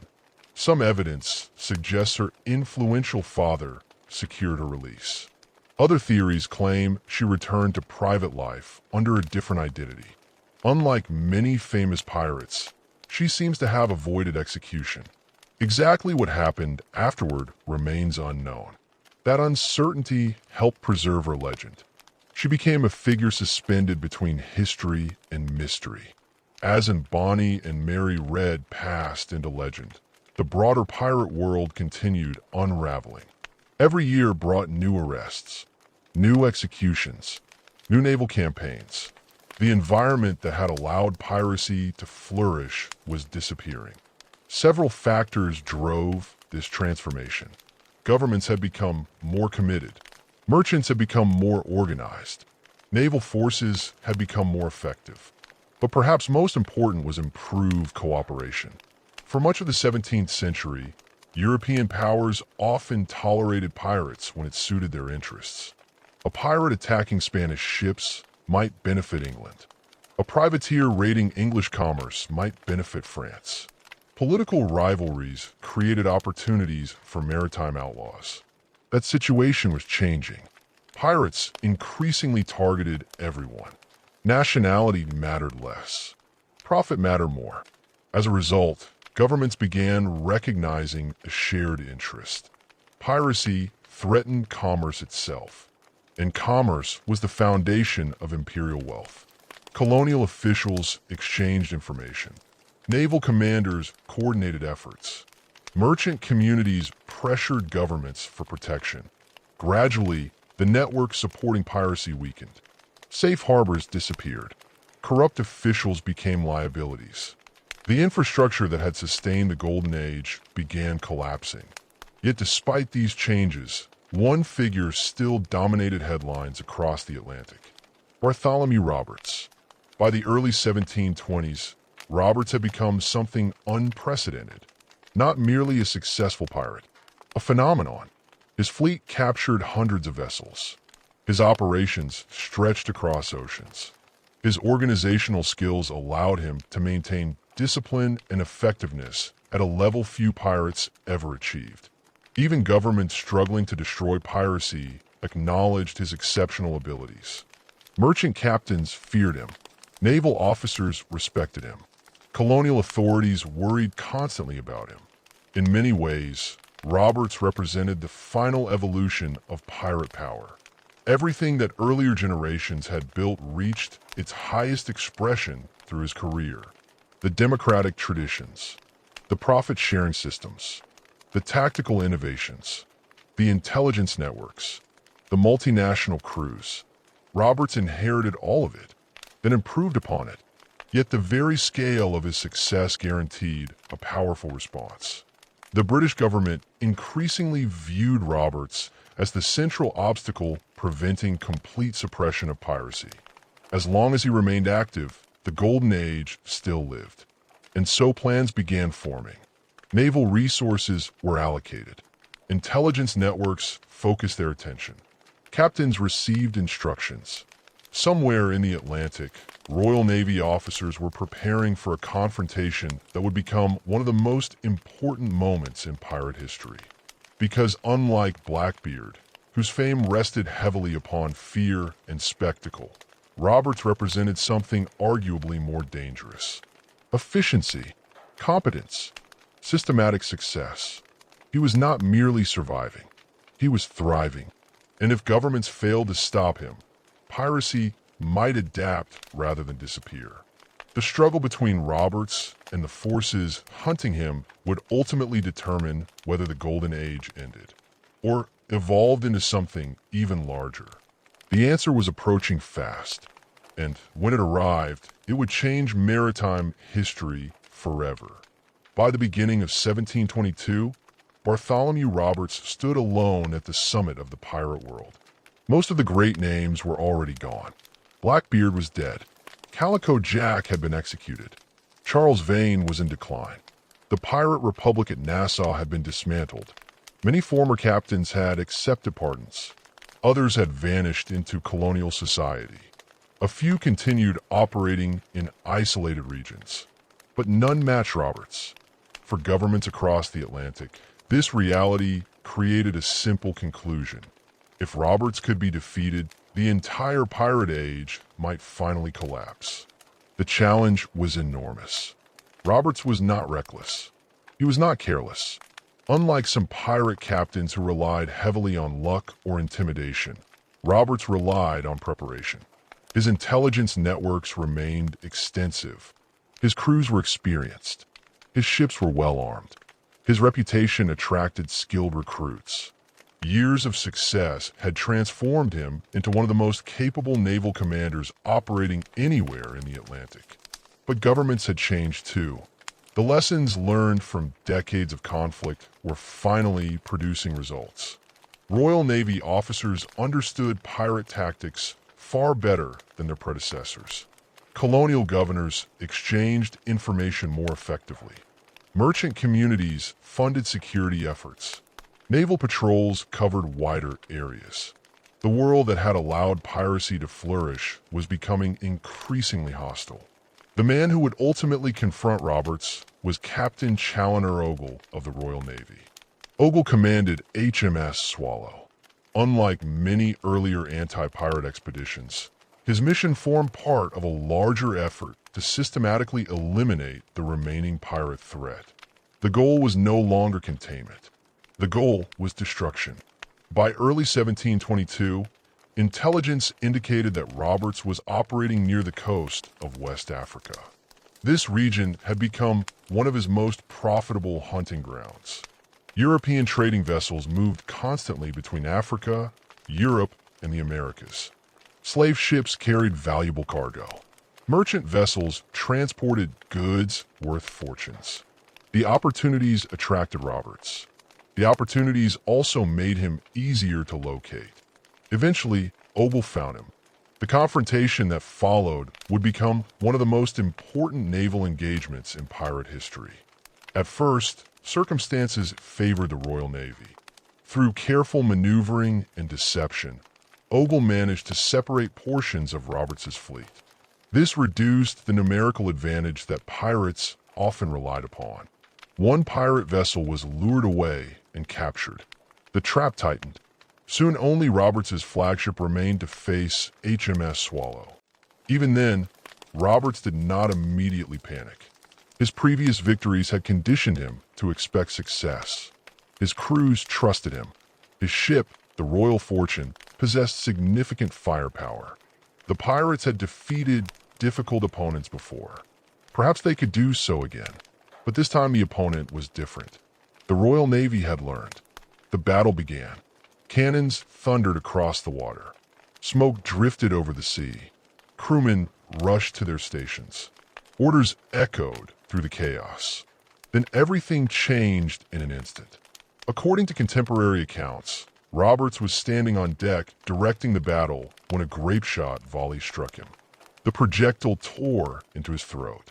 Death came almost immediately. There was no dramatic final speech. No prolonged struggle. One moment, the most successful pirate captain in history stood commanding his ship. The next moment, he was dead. The effect on his crew was devastating. Pirate organizations depended heavily upon leadership. Roberts was not simply a captain. He was the central figure holding together an unusually large and sophisticated operation. His death shattered morale. Resistance collapsed rapidly. The battle effectively ended. Yet even in death, Roberts demonstrated the careful planning that had characterized his life. Long before the battle, he had issued specific instructions. He never wanted his body captured. He understood symbolism. He understood propaganda. He understood that governments would display his corpse if given the opportunity. His crew followed his wishes. They threw his body into the sea. The ocean became his grave. No tomb exists. No marked resting place survives. The most successful pirate in history vanished beneath the waves. His enemies won the battle, but they never possessed his body. The capture of Roberts's fleet created an enormous challenge for colonial authorities. Hundreds of prisoners required processing. Evidence needed examination. Trials had to be organized. The legal aftermath became one of the largest piracy prosecutions ever conducted. At Cape Coast Castle in West Africa, special admiralty courts assembled. Witnesses testified. Records were reviewed. Individual responsibility was assessed. The process continued for months. The scale reflected the size of Roberts's operation. This was not a small gang of criminals. It was the final great pirate fleet. Many prisoners received death sentences. Executions followed. Others received transportation. Some were imprisoned. The government intended to send a message, and it succeeded. News of Roberts's defeat spread rapidly. Ports discussed it. Merchant captains discussed it. Sailors discussed it. Across the Atlantic world, people recognized what had happened. The last giant had fallen. The impact extended far beyond a single battle. For years, piracy had survived because successful captains inspired new recruits. Every generation produced figures whose achievements encouraged others. Henry Every inspired dreamers. Blackbeard inspired fear. Bellamy inspired admiration. Roberts inspired ambition. Now even Roberts was gone. The mythology remained. The reality changed. The practical challenges facing pirates grew worse every year. Safe harbors were disappearing. Intelligence networks were compromised. Governments coordinated more effectively. Naval patrols increased. Convoy systems protected valuable shipping. The costs of piracy rose. The rewards declined. For many sailors, the risk no longer seemed worthwhile. The collapse happened gradually. No single battle ended the Golden Age. No single law ended it. No single execution ended it. Instead, 1,000 pressures accumulated. One by one, the structures supporting piracy disappeared. Some former pirates adapted. A few entered legitimate maritime trades. Others became smugglers. Some accepted government employment. Many simply vanished into colonial populations. They married, worked, started businesses, raised families. The transition was rarely easy. Colonial societies remained suspicious. Former pirates carried reputations difficult to escape. Yet compared to execution, anonymity offered attractive possibilities. Not everyone adjusted successfully. Some continued criminal activities. A handful persisted as pirates. But isolated individuals could not recreate the vast networks that had once existed. The age of pirate republics was over. The age of pirate fleets was over. The age of pirate empires was over. The final holdouts discovered a harsh reality. Without secure bases, piracy became far more difficult. Without reliable suppliers, ships deteriorated. Without corrupt officials, stolen goods became harder to sell. Without large crews, confronting armed merchant vessels became increasingly dangerous. Everything that had once made piracy viable was disappearing. One of the last notorious examples was Edward Lowe. Unlike Roberts, Lowe built his reputation largely through brutality. Stories of torture and cruelty followed him wherever he operated. Even other pirates sometimes viewed him as excessively violent. Fear became his primary weapon. For a time, it worked. Merchant crews surrendered rather than risk encountering him. But fear alone could not overcome changing conditions. Governments hunted him relentlessly. Safe locations vanished. Support networks weakened. Eventually his career collapsed like so many others. The details remain uncertain. Different sources offer different endings. But the broader pattern is clear. By the mid-1720s, even the most determined pirates struggled to survive. The world had changed, and with each passing year, the Golden Age slipped further into history. Yet something remarkable happened as piracy declined. The legends began growing. Almost immediately, stories started transforming real people into larger-than-life figures. Tavernas repetitales. Newspapers published sensational accounts. Pamphlets exaggerated adventures. Details became embellished. The boundary between history and myth began blurring. Blackbeard became more terrifying in death than he had been in life. And Bonny became more mysterious. Mary Red became more extraordinary. Roberts became more invincible. Each retelling added new layers. Each generation reshaped the stories. What had once been violent criminal careers slowly transformed into folklore. The irony was striking. Governments succeeded in destroying piracy, but they could not destroy fascination with pirates. In some ways, the legends became stronger after the reality disappeared. And as the 1720s moved toward the 1730s, a new chapter began. The pirate ships were mostly gone. The pirate republics were gone. The great captains were dead. Yet their influence was only beginning. Because the end of piracy would leave behind consequences far larger than the pirates themselves. It would reshape maritime law, colonial government, international cooperation, trade networks, and ultimately, popular culture for centuries to come. By the late 1720s, travelers moving across the Atlantic world could sense that something had changed.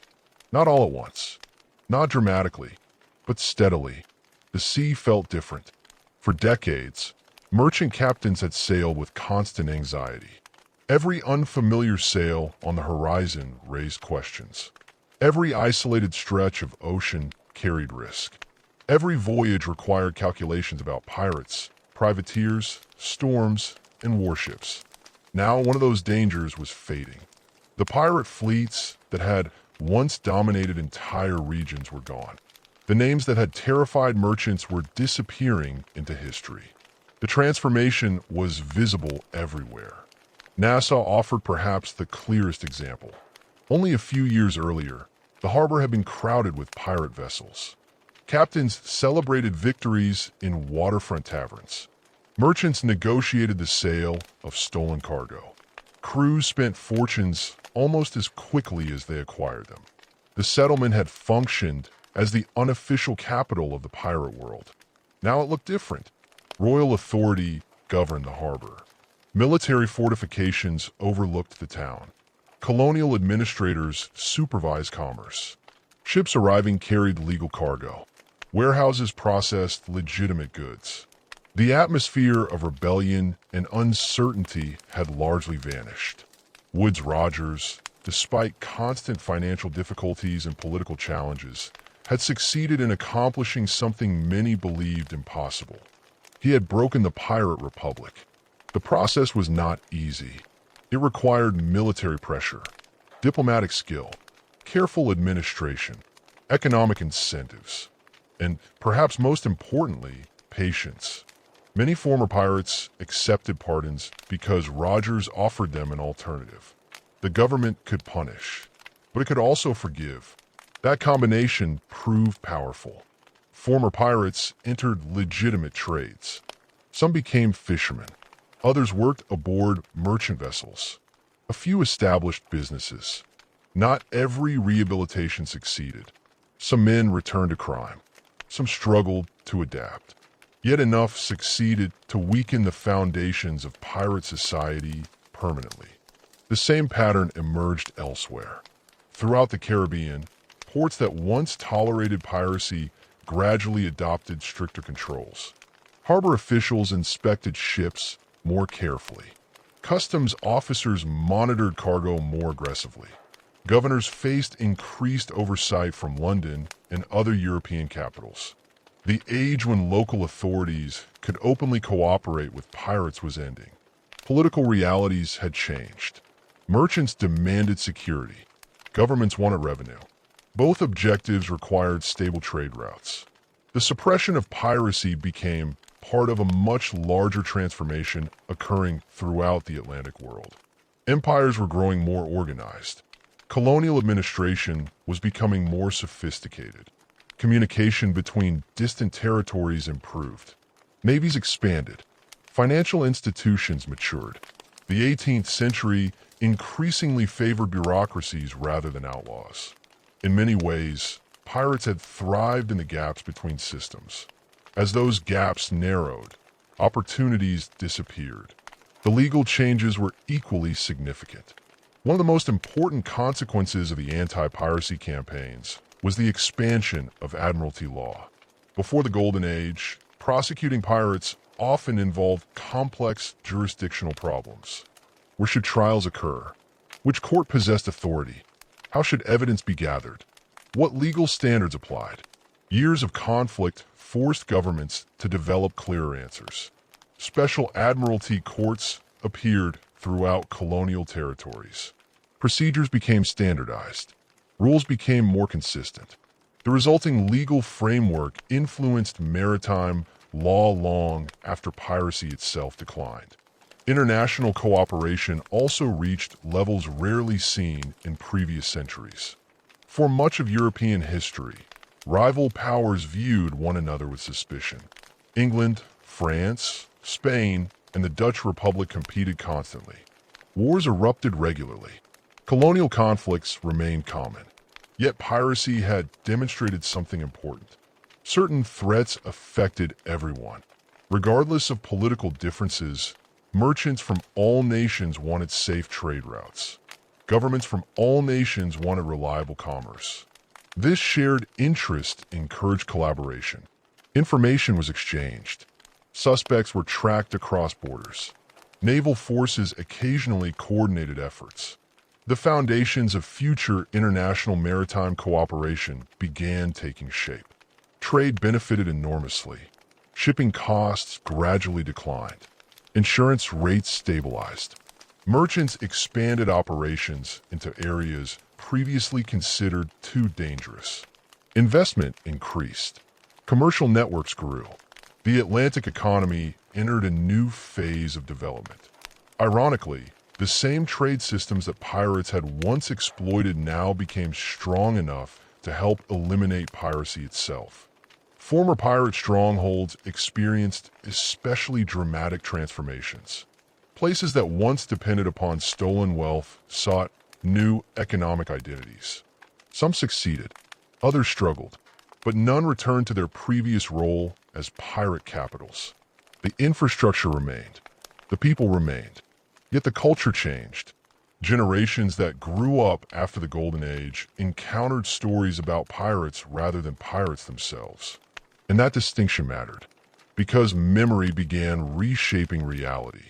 Almost immediately after piracy declined, writers recognized a market for pirate stories. Readers were fascinated. They wanted adventure, danger, exotic locations, treasure, naval battles, daring escapes. Publishers responded eagerly. One of the most influential works appeared in 1724, A General History of the Pirates. Published under the name Captain Charles Johnson, the book collected biographies of famous pirates and quickly became enormously popular. Modern historians continue debating the author's true identity. Some have suggested Daniel Defoe. Others disagree. Regardless of authorship, the book transformed public understanding of piracy. Many of the images people associate with pirates today emerge from its pages. Blackbeard's dramatic appearance, and Bonny's defiance, Mary Read's disguise, the democratic customs of pirate crews, the colorful personalities, the dramatic speeches, the adventures. Some stories reflected genuine historical events. Others were exaggerated. A few may have been invented entirely, but accuracy was not the primary objective. Entertainment was, and the book succeeded spectacularly. Its influence spread across Europe and the Americas. Subsequent generations often encountered pirates, first through stories rather than historical records. That distinction created a fascinating transformation. The real pirates had been complicated figures. Many were violent criminals. Many inflicted enormous suffering. Many participated in slavery, robbery, kidnapping, and murder. Yet the legends often emphasized different qualities: courage, freedom, independence, resistance against authority, adventure. The darker aspects frequently faded into the background. This process accelerated throughout the 18th and 19th centuries. Novelists embraced pirate themes. Playwrights embraced pirate themes. Poets embraced pirate themes. Each adaptation pushed pirates slightly further from reality. Gradually, they became cultural symbols rather than historical individuals. Blackbeard transformed from a dangerous criminal into a larger-than-life character. Captain Kidd became less a convicted pirate and more a figure associated with buried treasure. And Bonny and Mary Red evolved into symbols of rebellion against social expectations. Even pirates who achieved relatively little during their lifetimes sometimes gained legendary status through storytelling. The contrast between myth and reality became enormous. The actual Golden Age of Piracy was relatively brief, roughly 3 decades. The popular image created afterward lasted centuries. Meanwhile, historians continued uncovering evidence about what pirate life had truly been like. Archaeological discoveries provided new insights. Shipwrecks revealed details that written records omitted. One of the most important examples emerged from the wreck of Samuel Bellamy's flagship, the Widow. When the remains were discovered and excavated, researchers gained access to an extraordinary collection of artifacts. Coins from multiple continents, weapons, tools, personal belongings, trade goods. The findings confirmed how global piracy had been. Pirates did not operate within isolated worlds. They existed inside vast international networks connecting Europe, Africa, Asia, and the Americas. Every captured object told a story. Every recovered coin reflected movement across oceans. Every artifact revealed connections linking distant societies. The archaeological evidence also challenged some popular assumptions. Pirates were not merely treasure hunters searching for buried gold. They were participants in a complex maritime economy. They captured practical goods as often as precious metals. Food, textiles, tools, weapons. Supplies. Anything valuable could become a target. The reality was often more commercial than romantic. Yet, even these discoveries strengthened public fascination.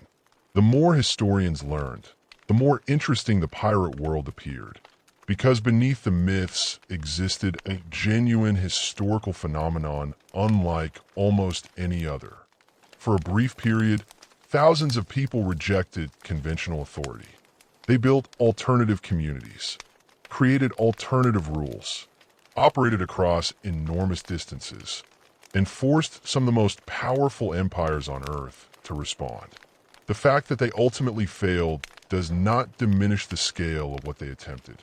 As the 18th century progressed, direct memories of the Golden Age disappeared. Children who had heard stories from former pirates grew old. Witnesses died. Documents scattered across archives. Yet the legends remained. In some places they grew even stronger. Tourists visited locations associated with famous pirates. Treasure stories multiplied. Local folklore preserved names long after details had been forgotten. The pirate became one of history's most enduring cultural figures. Not because piracy succeeded, but because piracy represented something people continued finding compelling. The possibility of freedom, the rejection of authority, the promise of adventure. Whether those promises reflected reality was often beside the point. And perhaps that is one of the greatest ironies of the entire story. The governments that defeated piracy won control of the seas, but they never won control of the imagination. The pirates lost their ships. They lost their strongholds. They lost their battles. Yet somehow they became immortal. And that legacy would continue shaping the world long after the last pirate captains disappeared beyond the horizon. As the decades passed and the great pirate fleets vanished from the sea, something unexpected happened. The practical effects of piracy began fading. The cultural effects did not. In fact, they grew stronger. Many people today imagine the Golden Age of Piracy as a collection of isolated adventures. A few famous captains, a handful of dramatic battles, several legendary ships, but the reality was much larger. Piracy had emerged from forces reshaping the entire Atlantic world. Its rise reflected enormous political, economic, and social changes that affected millions of people. Understanding why piracy became so powerful requires looking beyond the famous names. Because Blackbeard, Roberts, Bellamy, and Bonny, and the others did not appear from nowhere. They emerged from a world undergoing rapid transformation. The 17th and early 18th centuries witnessed the creation of something new. For the first time in history, Europe, Africa, the Americas, and large parts of Asia became connected through permanent maritime networks operating on a global scale. Ships moved constantly. Goods moved constantly. People moved constantly. Ideas moved constantly. Silver mined in the Americas reached Asia. Textiles produced in India appeared in Europe. Enslaved Africans were transported across oceans. Sugar plantations generated fortunes. Trade expanded at unprecedented speed. The Atlantic became one of the busiest economic zones on Earth. Yet enormous wealth often existed beside enormous hardship. The profits generated by global commerce flowed unevenly. Merchants became rich. Investors became rich. Colonial officials became rich. Ordinary sailors usually did not. Life at sea remained harsh. A merchant sailor could spend months enduring poor food, dangerous conditions, disease, and brutal discipline. Wages often arrived late. Sometimes they never arrived at all. Ship owners pursued profit aggressively. Captains exercised extensive authority. Crew members possessed limited protection. Many sailors experienced lives defined by insecurity. It was within this environment that piracy became attractive. Not because piracy was safe. It was not. Not because piracy was moral. It was not. But because piracy sometimes appeared to offer opportunities unavailable elsewhere. A pirate crew could vote. A pirate crew could remove unpopular leaders. A pirate crew often divided profits according to agreed formulas. Compared to conditions aboard many merchant vessels, these arrangements seem surprisingly fair. Historians frequently emphasize this point because it helps explain recruitment. Pirates did not attract followers solely through greed. They also attracted followers through alternative forms of organization. The pirate ship became a strange experiment, a violent criminal enterprise, yet also a place where certain democratic practices appeared earlier than in many legitimate institutions. Captains held authority during combat, but outside battle, crews often expected consultation. Quartermasters represented collective interests. Articles established rules. Votes settled disputes. These systems were not perfect. Conflicts occurred constantly. Power struggles remained common. Nevertheless, they represented a significant departure from conventional maritime life. The diversity of pirate crews further distinguished them from many contemporary organizations. Ships frequently included sailors from multiple countries. Englishmen served alongside Frenchmen. Dutch sailors worked beside Spaniards. Africans joined crews. Former slaves joined crews. Refugees joined crews. Political exiles joined crews. Pirate communities often proved more international than the societies surrounding them. This diversity was not driven by modern ideals. Pirates primarily valued usefulness. A skilled navigator mattered regardless of birthplace. An experienced gunner mattered regardless of nationality. Practical needs frequently overrode social barriers. As a result, pirate crews sometimes became unusually mixed environments by the standards of the age. The participation of Africans deserved particular attention. The Atlantic world of the early 18th century was deeply shaped by slavery. Millions of people endured unimaginable suffering through the transatlantic slave trade. Pirates operated within that reality. Some pirates participated in slavery. Some attacked slave ships. Some freed enslaved people. Some sold captives. The relationship was complex and often contradictory. What remains clear is that individuals of African descent sometimes achieved positions within pirate crews that would have been impossible elsewhere. Evidence suggests that certain black pirates served as officers. Others possessed voting rights. Some shared equally in captured wealth. Such opportunities remained rare within broader colonial society. Again, this did not make pirate communities enlightened in any modern sense. They remained violent organizations operating within a brutal age. Yet the social structures they created occasionally differed sharply from surrounding institutions. Women occupied another complicated position. The stories of Bonny and Mary Red survived because they were exceptional. Most pirate crews remained overwhelmingly male. Most women connected to pirate communities participated through commerce, hospitality, information networks, or family relationships. Tavern owners, merchants, suppliers, investors, partners. These roles rarely appeared in sensational stories, yet they were essential. Piracy depended upon support systems. Ships required provisions. Stolen goods required buyers. Information required messengers. Communities required businesses. Women frequently played important parts in these networks. Without them, pirate operations would have been far more difficult to sustain. Another misconception concerns treasure. Popular imagination often focuses on buried chests overflowing with gold, maps marked with secret locations, hidden fortunes waiting to be discovered. Reality was usually less dramatic. Pirates preferred immediate profit. They sold goods quickly. They spent money quickly. They distributed wealth quickly. Maintaining hidden treasure offered little practical advantage. Food spoiled. Ships required repairs. Crews demanded payment. The pirate economy functioned through constant movement rather than long-term accumulation. Most treasure passed through hands rapidly. This pattern helps explain why archaeological discoveries remain so valuable.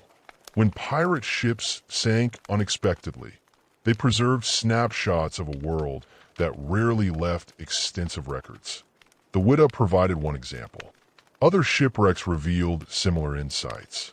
Coins from distant empires, weapons manufactured in different countries, trade goods from multiple continents. Every artifact illustrated how interconnected the pirate world truly was. Meanwhile, the governments that defeated piracy continued benefiting from lessons learned during the struggle. Maritime law improved, naval organization improved, intelligence gathering improved, colonial administration improved. The anti-piracy campaigns effectively served as training grounds for future imperial governance. Systems developed to track pirates later helped regulate trade. Communication networks expanded. Cooperation between colonies increased. The same mechanisms used to suppress piracy strengthened imperial control more broadly. This transformation carried profound consequences. By the middle of the 18th century, Atlantic empires possessed administrative capabilities far beyond those of the 17th century. The chaotic frontier conditions that had allowed piracy to flourish became increasingly rare. Governments monitored populations more effectively. Trade became more structured. Naval patrols became more regular. The world was becoming harder for independent outlaws to navigate. Yet even as governments consolidated authority, the memory of piracy retained a strange appeal. Part of that appeal came from timing. The Golden Age occurred during a moment when vast regions of the world still felt open. Distances remained immense. Communications remained slow. Frontiers remained fluid. Individual choices sometimes produced dramatic consequences. A sailor could leave one life behind and create another. A mutiny could alter destinies. A captured ship could transform fortunes overnight. Such possibilities fascinated later generations living in increasingly regulated societies. The pirate became a symbol of individual action within a world growing more organized. Writers recognized this appeal immediately. Throughout the 18th century, pirate stories circulated widely. By the 19th century, they had become firmly embedded within popular culture. Authors transformed historical figures into fictional heroes and villains. Adventure literature embraced pirate themes enthusiastically. Children grew up hearing stories about treasure islands and hidden coves.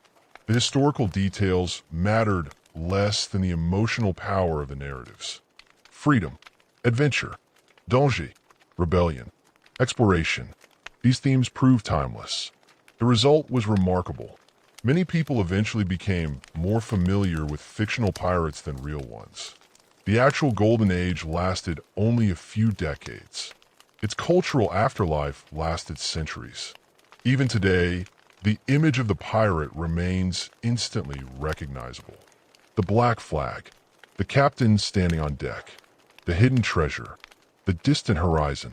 Few historical figures achieved comparable symbolic status. And yet behind every legend stood real people. Men and women shaped by specific historical circumstances. Individuals responding to opportunities and pressures within a rapidly changing world. Some became wealthy. Many died young. Some sought freedom. Others sought profit. Most pursued a mixture of motives difficult to separate cleanly. Their stories cannot be reduced to simple categories. Heroes, villains, rebels, criminals. Each label captures part of the truth. None captures all of it. That complexity is one reason historians remain fascinated by the Golden Age. The pirate world functioned as a mirror reflecting larger forces. Empire, commerce, class, race, labor, law, globalization. All of these themes converged within the history of piracy. The famous captains became visible symbols of deeper transformations occurring across the Atlantic world. And as the 18th century moved forward, those transformations continued accelerating. The pirate ships were gone, but the world that had produced them continued evolving. The consequences would shape modern maritime trade, international law, colonial administration, and even popular culture in ways few people at the time could have imagined. And in the final chapter of this story, we will follow the lasting legacy left behind by the Golden Age of Piracy and see how a brief era of maritime rebellion became one of the most enduring legends in human history. By the time the 1730s arrived, the seas of the Atlantic looked very different from those that had existed only a generation earlier. The great pirate fleets were gone. The famous captains were dead, imprisoned, pardoned, or lost to history. Nassau no longer served as the capital of a pirate republic. Port Royal had long since declined from the chaotic glory days that once made it infamous throughout the Caribbean. The hidden anchorages that had sheltered generations of buccaneers stood largely silent. The era itself had ended, and yet something remarkable happened. The pirates disappeared, but piracy did not. Not in memory, not in imagination, not in culture. In many ways, the Golden Age of Piracy was only beginning, because what survived was not the reality.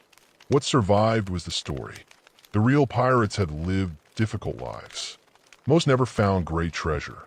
Most never commanded famous ships. Most never became legends. The overwhelming majority were ordinary sailors navigating extraordinary circumstances. Many died young. Many ended their lives in prison cells. Many swung from gallows erected in colonial ports.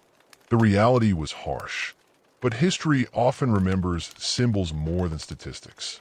And the pirate became one of the most powerful symbols ever created. Part of that transformation occurred because piracy represented something larger than maritime crime. It represented resistance, whether justified or not, whether noble or not. Pirates stood outside established authority. They challenged governments. They challenged empires. They rejected systems that many ordinary people viewed as unfair or oppressive. That image proved incredibly durable, especially in societies where ordinary people often possessed little power. The democratic traditions that existed aboard many pirate ships fascinated later generations. Writers pointed to crew elections, share profits, voting systems, compensation for injuries, limitations on captain authority. Compared to the rigid hierarchies dominating much of 18th century society, these practices seemed surprisingly modern. Historians would later debate exactly how democratic pirate communities truly were. The reality remained imperfect. Power still existed. Violence remained central. Inequality remained present. Yet compared to many institutions of the period, pirate crews often allowed forms of participation that were genuinely unusual. Those details helped shape later interpretations. Some writers portrayed pirates as early rebels against authoritarian systems. Others emphasized their role as criminals motivated by greed. Both perspectives contained elements of truth. Neither captured the full picture. The truth remained more complicated, and complexity rarely disappears entirely. As decades became centuries, the stories continued evolving. Writers expanded them. Artists illustrated them. Playwrights dramatized them. Novelists romanticized them. Every generation reshaped piracy according to its own interests. In the 19th century, adventure literature transformed pirates into larger-than-life characters. Robert Louis Stevenson's Treasure Island became one of the most influential examples. Although written long after the Golden Age had ended, it introduced many readers to images that would become inseparable from piracy itself. Treasure maps, buried gold, secret islands, mutinous crews, the mysterious pirate with a hidden past. These themes entered popular imagination permanently. Soon they spread everywhere. Stage productions embraced pirate stories. Illustrators created iconic imagery. Children grew up dreaming of pirate adventures. The historical reality moved further into the background. The legend moved to the forefront. The 20th century accelerated the process. Films brought pirates to life on screen. Books reached larger audiences than ever before. Television expanded their reach further. Then came modern popular culture. Video games, documentaries, historical novels, major motion pictures. Pirates became global icons. Millions of people who had never studied the Atlantic world could instantly recognize a pirate flag. Few historical subjects achieved comparable cultural influence.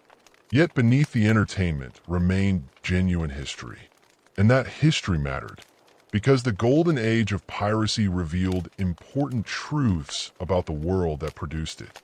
It revealed what happened when empires expanded faster than they could govern. It revealed the consequences of massive global trade networks. It revealed how war, poverty, and opportunity could combine to create entirely new social movements. It revealed the importance of maritime commerce in shaping global history. Most importantly, it revealed that history is rarely as simple as heroes and villains. The pirates were not freedom fighters in the modern sense, nor were they merely monsters. They existed somewhere between those extremes. They lived in a brutal age. They made choices within that age.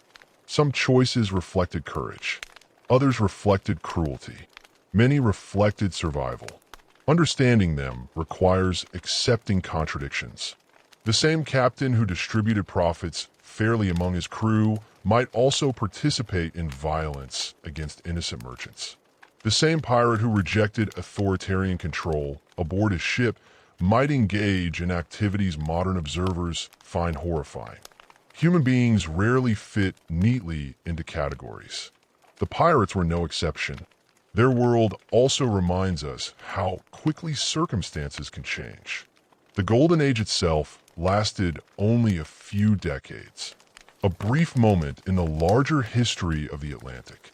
Yet during those few decades, pirates influenced trade routes, colonial policies, naval strategy, international diplomacy, and legal systems across multiple continents.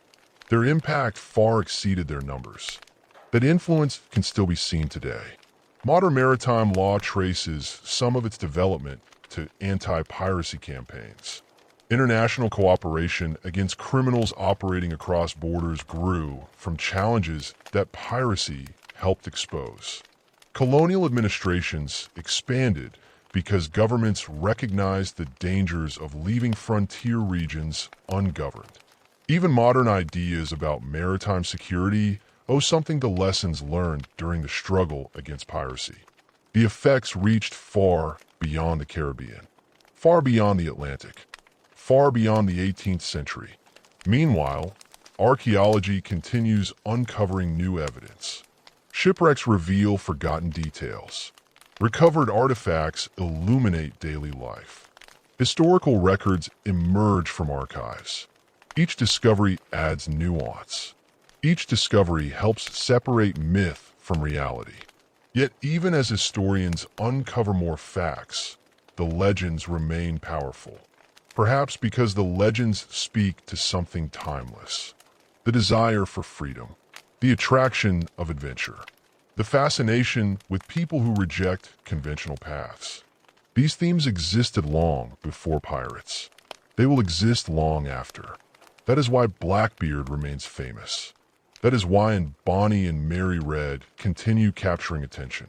That is why Bartholomew Roberts, Henry Every, Samuel Bellamy, and countless others remain subjects of books, documentaries, and debates centuries after their deaths. Their stories became larger than themselves. The men and women who once sailed the Caribbean, crossed the Atlantic, hunted treasure ships, and challenged empires could never have imagined how long their names would survive. Most were focused on immediate concerns. The next voyage, the next storm, the next battle, the next opportunity. Yet history carried them forward. Today, when people think of pirates, they often picture adventure. A black flag against the horizon, a ship cutting through tropical waters, a hidden cove filled with treasure, a captain standing defiantly against impossible odds. The image is powerful, but behind that image lies a real story. A story of empires rising and struggling to maintain control. A story of sailors searching for opportunity in a rapidly changing world. A story of commerce, war, politics, survival, and ambition. A story that began with weakening Spanish power, expanded through the rise of buccaneers and pirate republics, reached its peak with captains like Blackbeard and Roberts, and ended with governments determined to reclaim the seas. The Golden Age of Piracy was brief. Its legacy was not. More than 3 centuries later, the pirates themselves are gone. Their ships have rotted away. Their treasure has been spent. Their strongholds have changed beyond recognition. Yet their stories continue sailing across history. And that may be the greatest treasure they ever left behind.